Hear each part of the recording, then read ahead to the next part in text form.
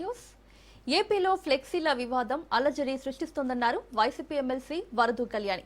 2 రోజులుగా వైసీపీ నేతలపై కూటమి దాడులు, అరెస్టుల పర్వంతో అట్టుడుగుతుంటే తాజాగా విశాఖలో వైసీపీ నేతలు కూటమిపై పోలీసులకు ఫిర్యాదు చేశారన్నారు. ఎమ్మెల్సీ వరదు కళ్యాణి విశాఖ జిల్లా అధ్యక్షుడు కేకే రాజుతో పాటు పార్టీ నేతలు 4వ పట్టణ పోలీస్ స్టేషన్లో ఫిర్యాదు చేశారు. విశాఖ అక్కయ్యపాలెంలో ఫ్లెక్సీ ఏర్పాటు చేశారని ఫిర్యాదులో పేర్కొన్నారు.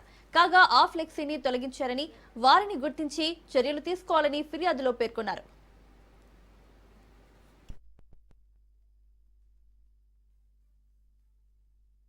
తెలుగుదేశం కార్యకర్తల చేత, తెలుగుదేశం నాయకుల చేత ప్రతి చోట కూడా ఈ విధంగా ఫ్లెక్సీలు ఏర్పాటు చేసి అర్ధరాత్రి కాడు ఒక పిరికి పందల్లా మీకు దమ్ము ధైర్యం ఉంటే ఎక్కడైనా సరే మీరు చర్చకి రండి. తిరుపతి లడ్డు విషయంలో ప్రజాక్షేత్రంలో ఇలా అర్ధరాత్రి గారికి ఒక పిరికి పందల్లాగా సన్నాసులు దద్దమ్మలు ఈ విధంగా ఫ్లెక్సీలు ఏర్పాటు చేస్తా ఉన్నారు. ఏర్పాటు చేసి భక్తులు మన వైఎస్ఆర్ కాంగ్రెస్ పార్టీ కార్యకర్తల్ని, నాయకుల్ని, ప్రజల్ని కూడా రెచ్చగొట్టి ప్రశాంతమైన విశాఖ నగరంలో ఈ రోజు ఇలాంటి కార్యక్రమాలు పాల్పడుతూ ఉన్నారు. దాన్ని తీవ్రంగా ఖండిస్తున్నాం. ఒకటే పోలీస్ శాఖ వారిని కూడా ఒకటే మేము డిమాండ్ చేస్తున్నాం. ఎక్కడ దాడులు జరిగినా మీరు ప్రేక్షక పాత్ర పోషిస్తూ ఉన్నారు. ప్రజాస్వామ్యంలో అధికారులు ప్రజలకు సేవ చేయడానికి మాత్రమే ఉంటారు.